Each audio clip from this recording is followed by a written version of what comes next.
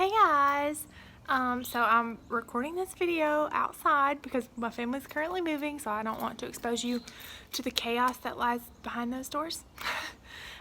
So when talking about whether or not we should modernize the Nurse Practice Act, I initially thought that I was completely for it. You know, my goals of being a nurse practitioner someday becoming true. Yes, practice by yourself, that sounds great.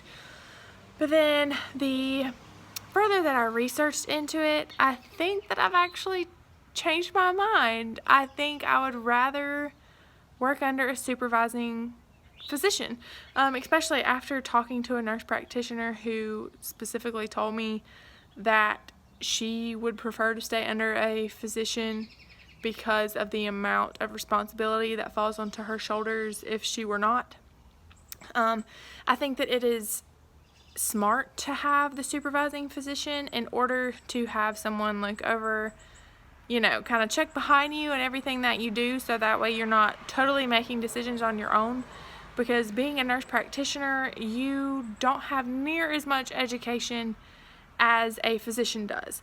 Whereas, you know, a physician has to have 8 years of residency just to be a doctor. That's after going through 8 years of school, which is a crazy amount of education that nurse practitioners are not required to have. So I feel like I would be way more comfortable practicing as a nurse practitioner being under the supervision of a physician.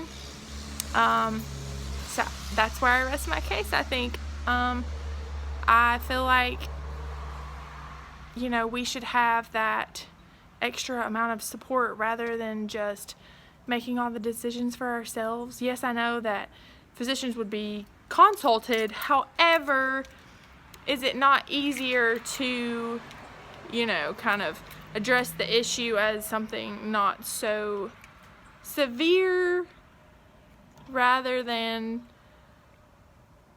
being careful in consulting a physician, you know, kind of to take a step away out of the process?